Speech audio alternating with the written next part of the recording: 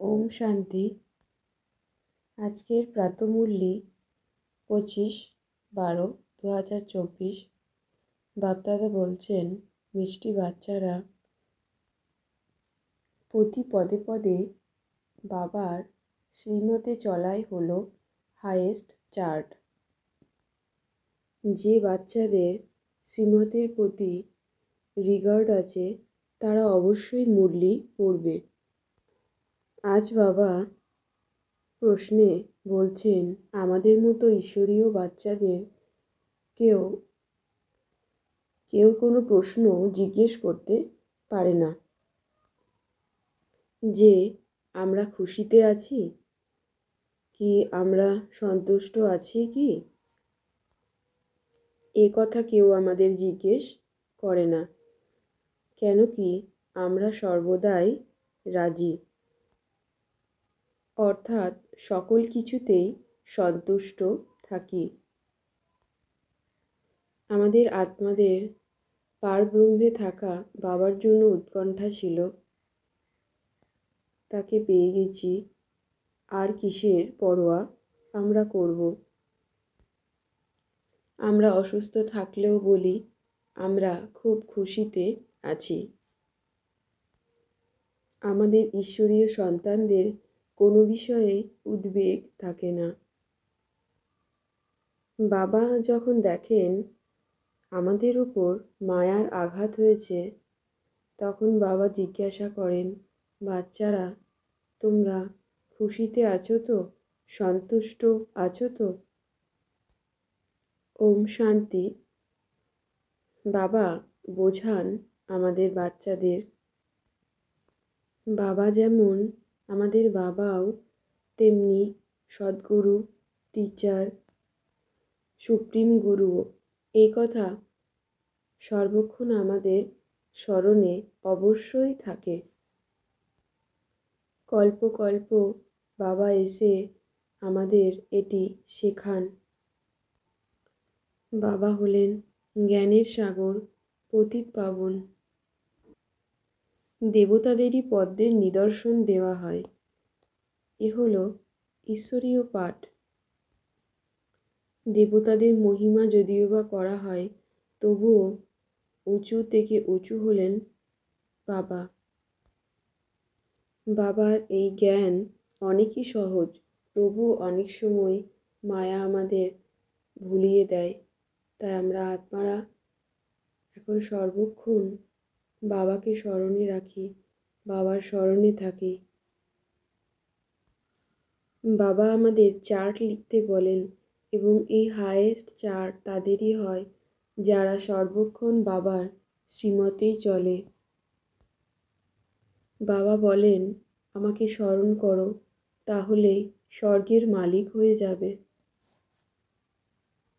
এবং রোজ জ্ঞানমূল্যি পড়ো। বাবা আমাদের বাচ্চাদের ভাগ্য বানানোর জন্য একরস পড়ান। বাবা আমাদের সকল বাচ্চাকেই পড়ান, সকলকেই মহামন্ত্র দেন যে মন্মনা ভব। বাবাই হলেন একমাত্র পতিত পাবন, তাকে স্মরণ করেই আমরা পবিত্র হতে পারছি। বাবা বলেন, সকলই আমাদের হাতে, যত আমরা বাবাকে স্মরণ করব ততই আমরা পবিত্র হতে পারব। সকল কিছুই আমাদের পুরুষার্থের উপর নির্ভর করে। আমাদের একটাই হলো বাবাকে স্মরণ করা, স্মরণের যাত্রা, অর্থাৎ মন্মনা ভব। এবং এই যাত্রায় স্বয়ং বাবাই এসে আমাদের শোনান। বাবাকে স্মরণের দ্বারাই আমরা আত্মারা পবিত্র হতে পারছি। ও বাবাই আমাদের এই প্রকৃত আত্মিক যাত্রা শিখিয়েছেন। এখন হলো পুরুষোত্তম সঙ্গম যুগ, তাই আমাদের পরমপিতা পরমাত্মা শিব বাবা এসেছেন। এবং একদিন সকলেই জানতে পারবেন আমাদের আত্মার পিতা, পরমপিতা পরমাত্মা বাবা, শিব বাবা এসেছেন। ভগবানকে কিভাবে পাওয়া যাবে একথা কেউ কেউ মনে করেন কুকুর বিড়ালের মধ্যেও পাওয়া যাবে। এ কত বড় মিথ্যা! মিথ্যা খাওয়া, মিথ্যা পানীয়, এ মিথ্যা খণ্ড। সত্য খণ্ড স্বর্গকে বলা হয়। স্বর্গে সকল ভারতবাসী ছিল, এখন নরকে আছে। আমরা মিষ্টি মিষ্টি বাচ্চারা বাবার শ্রীমতে আবার ভারতকে স্বর্গ তৈরি করছি বাবার শ্রীমতের দ্বারা চলে। বাবা আমাদের সম্পূর্ণ বৃক্ষের জ্ঞান শোনান, আমাদের সম্পূর্ণ জ্ঞানের স্মৃতি ফিরিয়ে দেন যে আমরাই দেবতা ছিলাম, তারপর বৈশ্য এবং শূদ্র হয়েছি, এবং এখন আমরা পুনরায় বাবার জ্ঞানমূর্তি যোগের দ্বারা ব্রাহ্মণ হয়েছি, অর্থাৎ ব্রাহ্মণ আত্মায় পরিণত হয়েছি। আমি সেই, আমি আত্মা, আমি আত্মায় চক্র পরিক্রমা করি। এখন আমরা বাচ্চারা সব কিছুই জেনে গেছি। বীজরূপ বাবা সৃষ্টি চক্রে আসে না। বাবা আমাদের বাচ্চাদের তার নিজের সমান জ্ঞানী তৈরি করেন।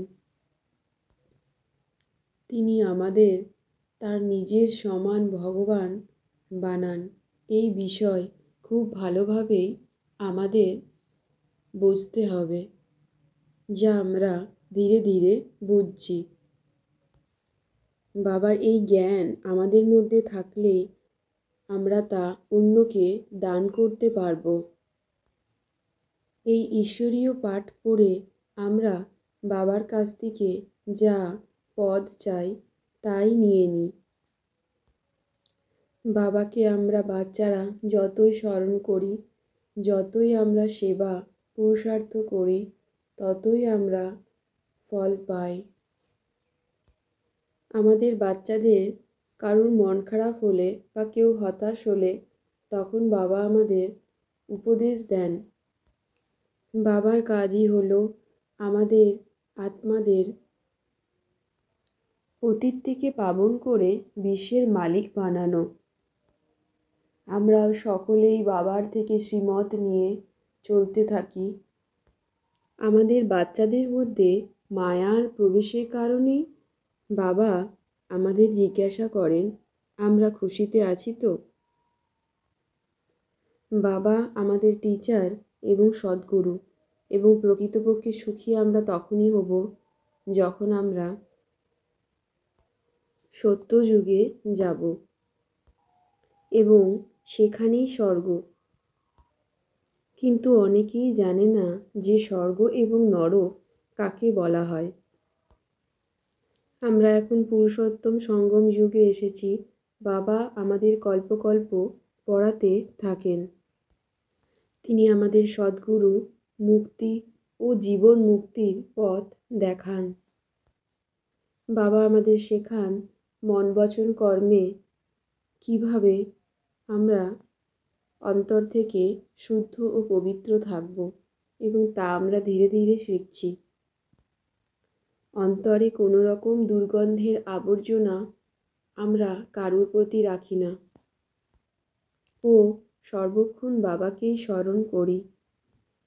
বাবাকে স্মরণের দ্বারাই আমরা বাচ্চারা তমপ্রধান থেকে শতপ্রধান হয়ে যাচ্ছি। আমি আত্মা ডেড সাইলেন্সের আত্মিক যাত্রা করছি। আমি সত্যিকারের সেই আত্মা। এই মন্ত্র সদা স্মরণে রাখি। মন বচন এবং কর্মে আমি আত্মা সদাই শুদ্ধ থাকি।